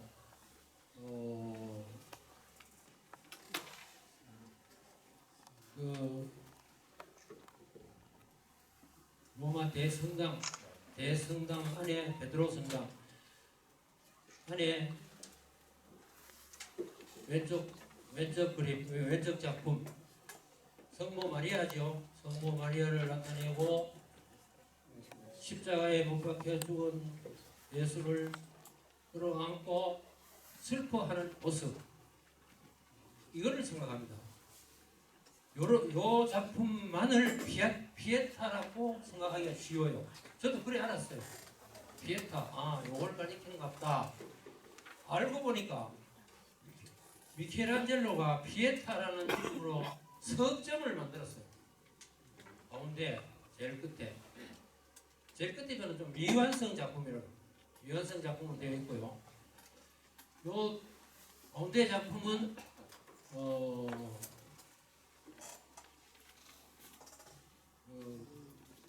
이탈리아 그 북쪽에 제일 큰 도시 이름이 뭡니까? 그 도시에 있는 그 두오모에 보관이 되어 있다. 이 작품. 자, 그러면 이 피에타라는 뜻은 이탈리아 말로 어떤 뜻이냐? 슬픔과 비탄, 자비를 뜻하는 말이에요. 그러니까 피에타라는 게 어떤 작품 하나를 놓고 이러는 말이 아니다 하는 걸 저도 이번에 처음 알았습니다. 자, 미켈란젤로가 만든 세 가지 종류의 피에타를 감상을 했습니다.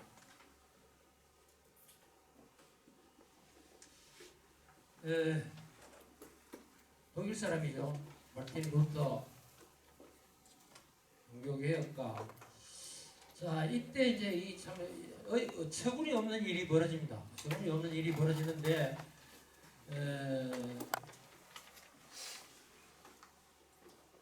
베드로 성당 신축 기금을 마련하기 위해서 면제부라는 걸 만들어 가지고 팝니다. 예를 들면 요게 면제부다 이렇게 이름을 붙이고 요거를 사는 사람은 자기가 지은 죄를 다 면해준다. 이거 솔깃하잖아요. 세상에 죄 없는 사람이 어디 있겠어요? 요것만 사면은 죄가 없어진다. 이렇게 무지몽매한 사람들을 속여가지고 유럽 사람들에게 면제부를 공공연하게 팝니다. 자, 그때 이제 이 비덴베르크 대학 교수였던 루터 95개의 조문에 달하는 반박 성명을 발표를 합니다. 한마디로 말해서 죄를 사면할 수 있는 사람은 하나님뿐이다. 제로 있는 것. 면제부를 사가지고 죄를 면할 수 있는 게 아니고 죄를 면할 수 있는 건 하나님뿐이다. 그러니까 이 면제부 사지 말아라 이야. 말도 안 되는 소리다. 이런 주장을 해가지고 결국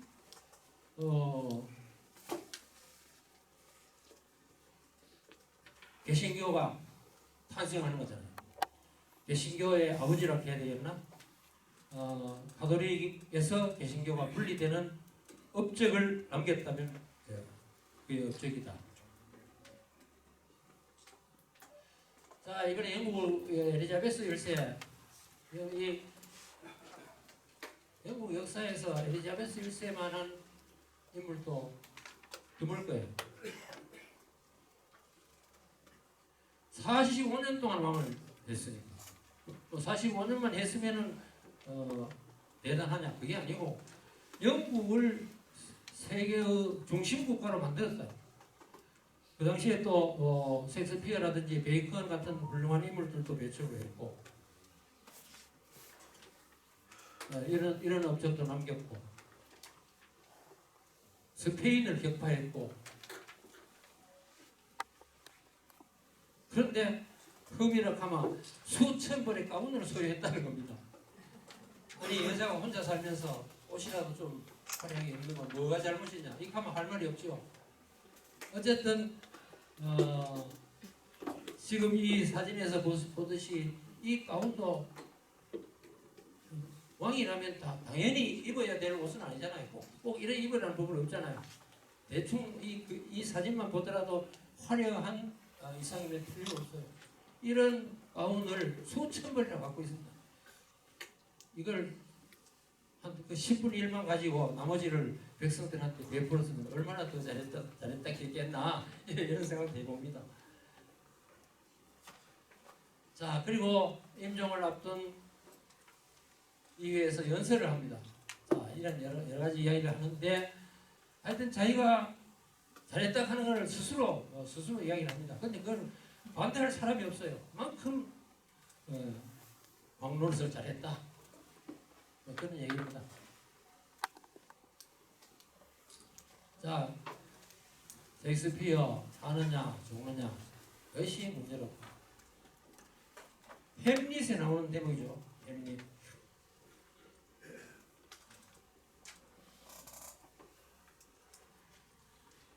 (4대) 비극, (5대) 희극. 그의 작품을 이렇게 많이 이제 소개를 합니다.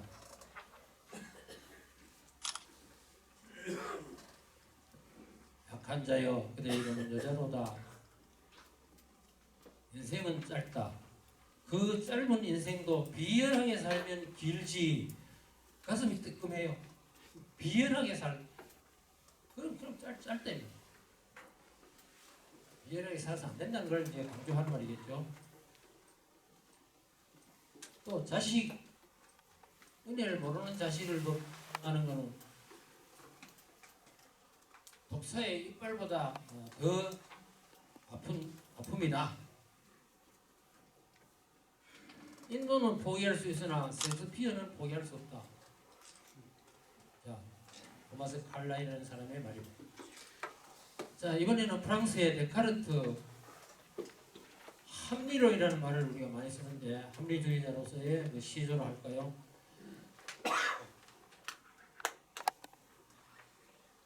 모든 것을 회의하고 있는 자기 존재는 진리다. 하나부터 10까지 눈에 보이는 모든 것이 진짜냐 사실이냐 회의를 한다 이거예요. 그런데 내가 저 사물을 보고 의심하고 있다 하는 것 그 자체는 의심할 여지가 없다. 그게 바로 데카르트의 생각입니다.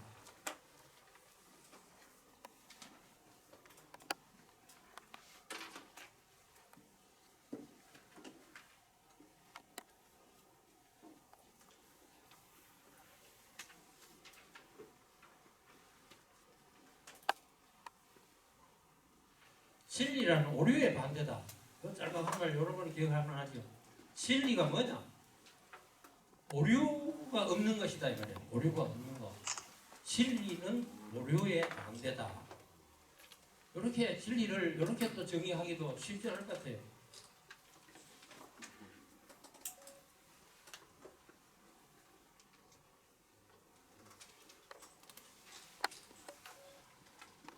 자, 이번에는 스피노자. 네덜란드 사람으로서는 오늘 30명 중에 처음 나오는 사람이죠. 유일한 사람인데 내일 지구의 종말이 올지라도 나는 오늘 황금의 사과나무를 심겠다. 왜 사과나무였느냐? 왜 사과나무일까? 그 생각을 했다면은 데카르트예요.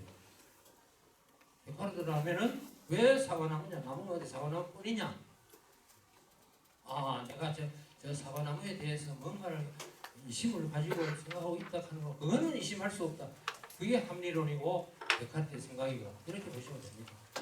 꼭 사과나무 아니라도 다른 나무는 상관없겠죠.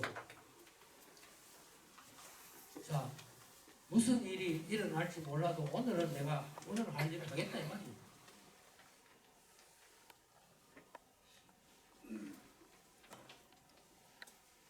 자, 이번에는 그 파스칼이라는 사람. 이 사진은 파스칼의 초상화 같은데 고민해서 있는 모습입니다. 프랑스 500프랑짜리 화폐에 그려졌던 파스칼이 왔습니다. 지금은 이 화폐가 유로화로 통용되면서 없어졌는데 각 유럽 각국이 자기 나라 화폐가 따로따로 있을 때에 화폐에 등장할 정도로 유명한 파스칼이다. 생각하는 갈대다. 갈대 얼마나 약합니까? 바람만 조금만 불면 흔들리는. 그런데 이 갈대가 생각한다. 그만큼 큰 힘을 갖고 있다 이 말이에요. 생각이라는 무기를 갖고 있는 게 인간이다. 생각하는 갈대.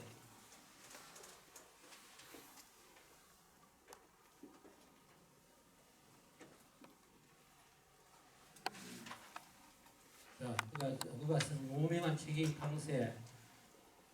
클레오파트라 그녀의 코가 조금만 낮았더라면 지구의 모든 표면을 변했을 것이다. 강세에 나오는 말이에요. 이 무한한 우주 공간의 영원한 침묵은 나를 두렵게 한다. 가만히 한번 밤 시간이라도 좋은데 눈을 감고 가만히 한번 생각해 보십시오. 이 무한한 우주 공간 가만히 있잖아요. 침묵이잖아요. 어디서 자동차 소리가 들리고 무슨 소리가 들리고 할 수도 있겠죠. 그러나 넓게 보면은 아무 의미 없는 소리잖아요. 아무 의미 없는 소리고 침묵이 오히려 깔려 있는데 그 침묵이 나를 두렵게 했다. 이게 철학자가 아니고서는 생각도 할 수 없는 말이 아니겠는가.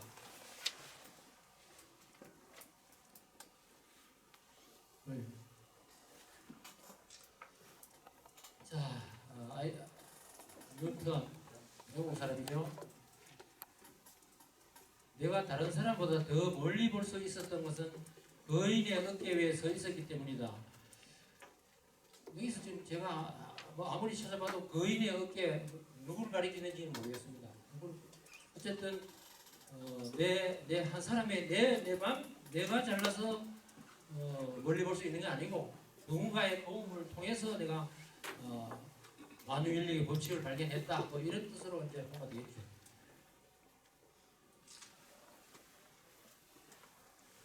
근데 이제 이 사과나무를 지켜보고 있으니까 사과가 하나씩 둘씩 떨어지는데 떨어지는 게 정확하게 수직으로 떨어진대요. 그걸 보고 만유인력을 발견했다 그래요. 조금이라도 삐뚤어지게 떨어지는 게 아니고 어떤 사과도 떨어질 때 그 자리에 떨어지는 자리에서 딱 수직으로 떨어지더라. 이걸 보고 인력이 작용했다. 자, 묘비명인 어떻게 됐느냐?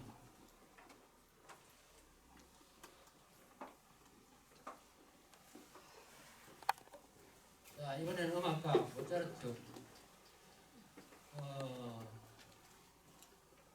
특히 사랑을 강조했던 사람이다. 사랑, 열렬한 사랑이 천재를 만든다.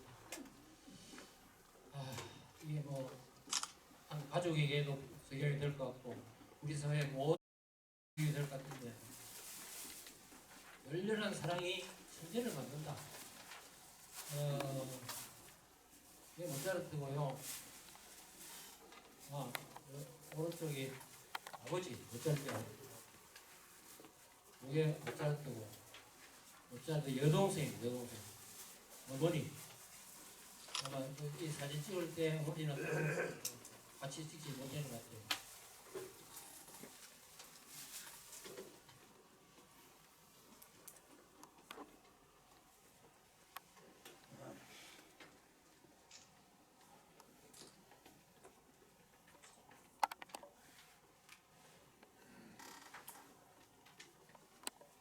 아까 모차르트 어느 나라를 그랬습니까?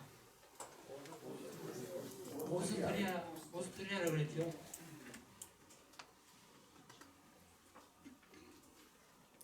자, 이건 누군지 한번 알아맞혀 보십시오. 이런 일을 하는 사람.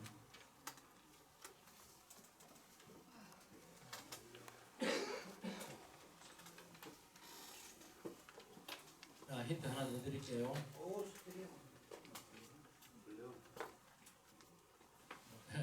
도령. 알프스 산맥을 넘는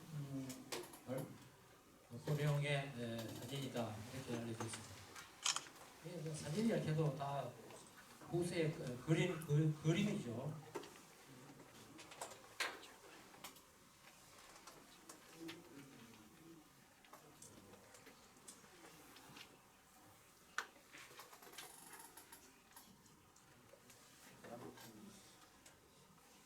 자, 애덤 스미스.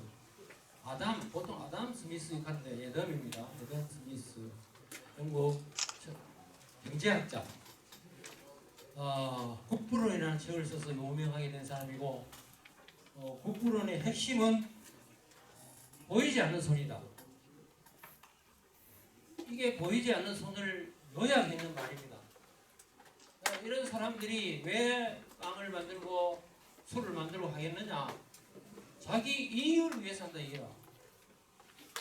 자기 이익을 위해서 하는데 결과적으로 그것이 다른 사람에게도 좋은 영향을 미친다.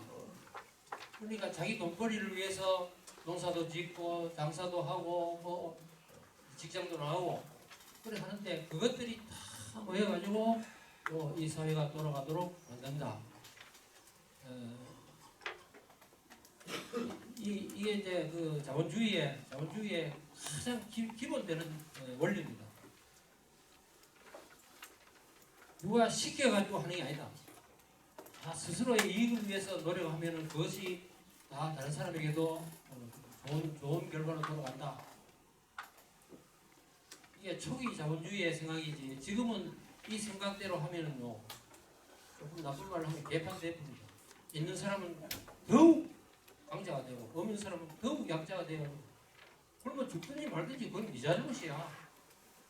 이렇게 나라에서 절대로 돌보지 않습니다. 이 생각만 가지고 나라를 꾸려나간다는 거죠. 이게 그 뒤에 이제 나타난 게 수정 자본주의 아닙니까? 수정 자본주의. 이게 긴 이야기는 하지 않겠습니다.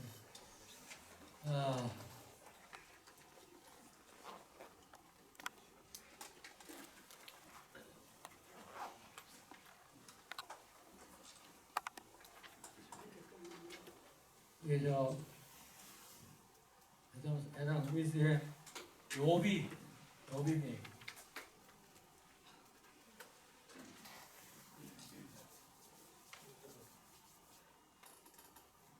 누구인지 한번 생각해 보십시오. 이런 일을 하는 사람.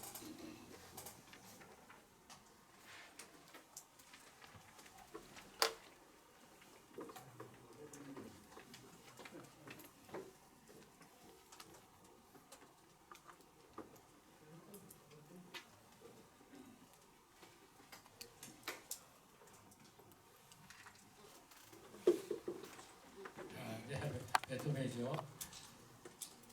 자, 베토벤. 평범하게 얻은 기쁨보다 고통 후의 기쁨이 더 값지다. 쉽게 얻은 기쁨 그보다는 고통 후에 얻은 기쁨이 값지다.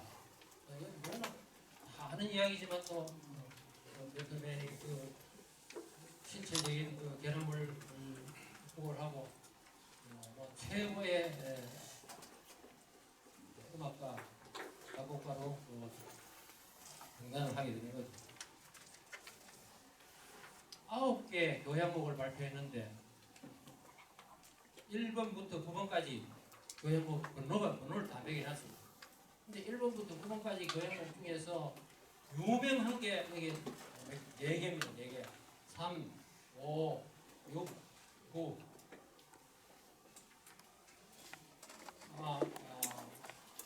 음악이 나오면은 이게 영웅이구나 혹은 합창이구나 기억을 하실 수 있지 싶은데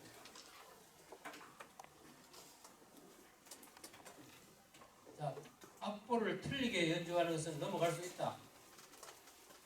열정 없이 연주하는 것은 변명의 여지가 없다. 틀리도 좋으니 열정을 바쳐라.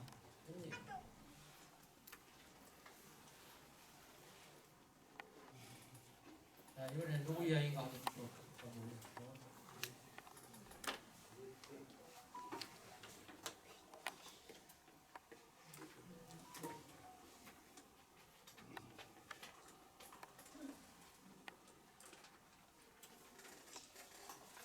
괴테, 국민의 문학가, 눈물 젖은 빵, 근심에 찬 밤을 겪지 않고는 인생의 참맛을 모른다. 만일 이런 경험이 전혀 없이 살았다면 행운하라고 해야 되겠죠. 눈물 젖은 빵, 근심에 찬 밤, 이런 거 안 겪어봤어. 행운하겠죠. 자, 어쨌든 젊은 베르테르의 슬픔, 파우스트 같은 명작을 남겼는데, 얘는 항구의 정박에 있을 때 가장 안전하다. 그렇죠? 가만히 있으면. 그런데 배의 존재 이유는 아니다. 항구에 정박해 있는 게 배의 임무가 아니다. 아는 것만으로는 충분하지 않다. 적용해야 한다. 의지만으로는 충분하지 않다. 실천에 옮겨야 한다. 자, 우리가 여태까지 살면서 아는 게 얼마나 많습니까? 물론 알던 것도 잊어버리고 그런 것도 많겠죠. 그런데 아는 거를 실천을 해야 된다, 이런 뜻입니다. 실천을 해야 그게 진짜 아는 거다. 아는 값어치가 있다. 알면 뭐하노? 실천을 안 하는데. 그런 따끔한 말을 했는 말이 되는 사람이 괴테다.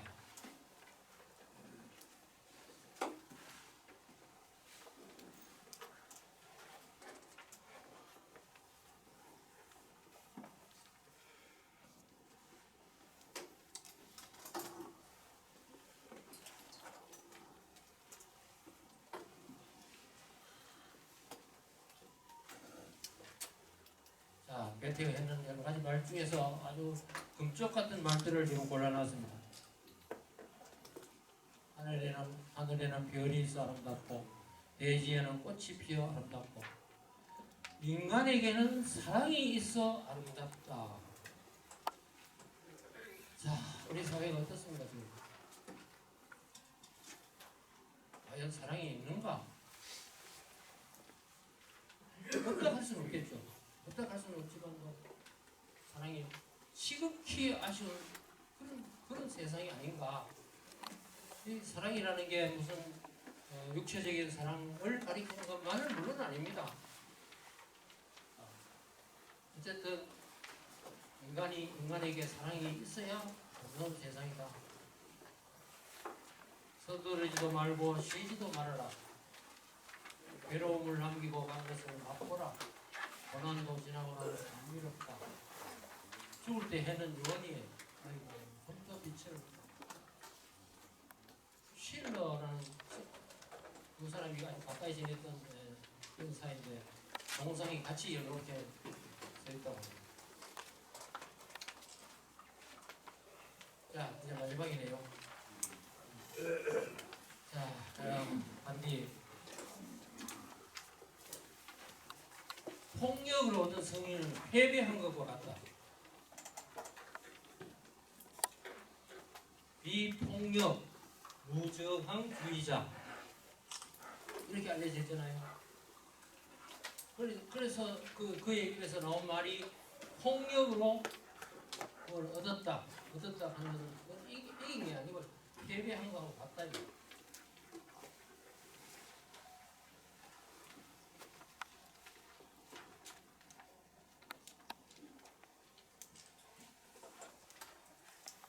자, 간디의 무저항주의, 이걸 간디주의라고 하는데요. 불복종, 비협력, 비폭력, 여기에다가 스스로 자치하는 것, 자치. 이것을 간디의 무저항주의다. 복종하지 않는다. 협력하지 않는다. 그렇다고 폭력을 행사하지는 더더구나 않는다. 그리고 스스로 나간다. 전혀 지배하지 않는 정부가 가장 좋은 최상의 정부다. 정말 이런 정부가 있으면 얼마나 좋겠습니까? 지배하지 않는 점과 가장 좋은 점.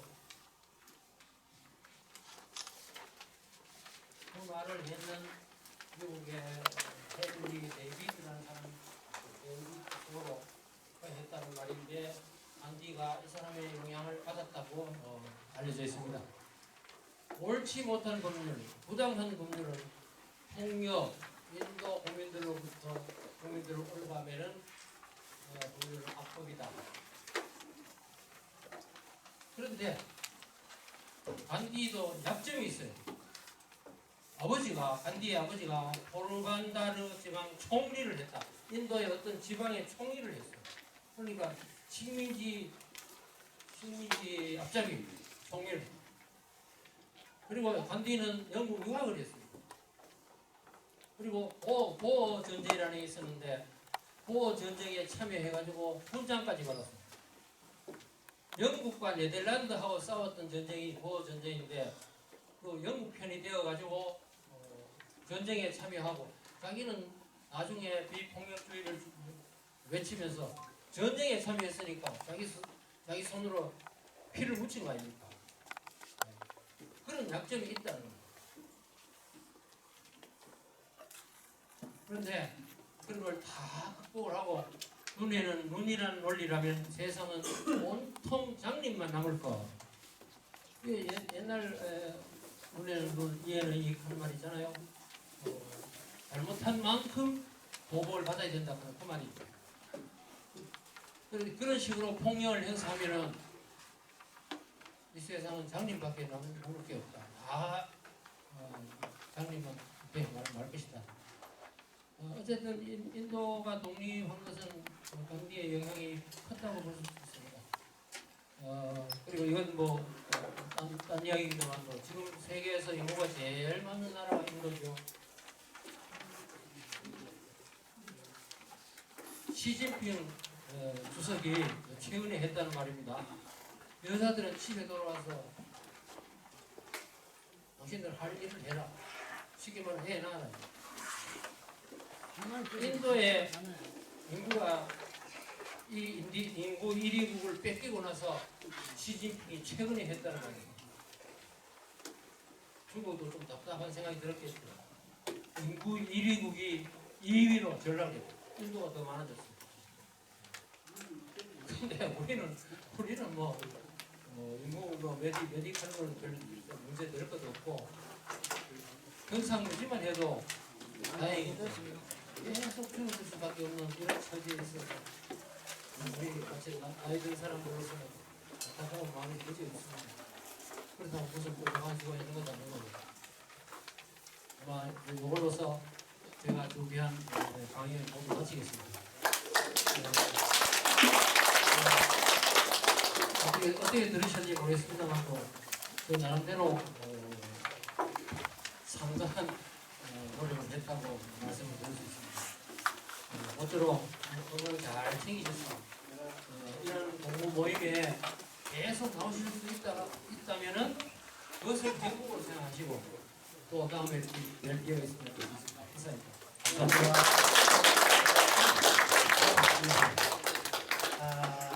주옥 같은 말씀으로 동서고금의 30분의 성인들과 우리들을 만나게 해주신 주윤 이종원 선생님께 다시 한번 감사의 박수를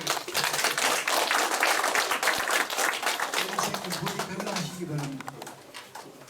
그리고 다음 주에는 임경희 서울중앙대 부총장님을 모시고 프랑스 앞에 오십시오. 우리 김진동 선생님 앞에 오십시오. 이것도 찍어줄래? 자, 김 박사님 빨리 넣어주세요.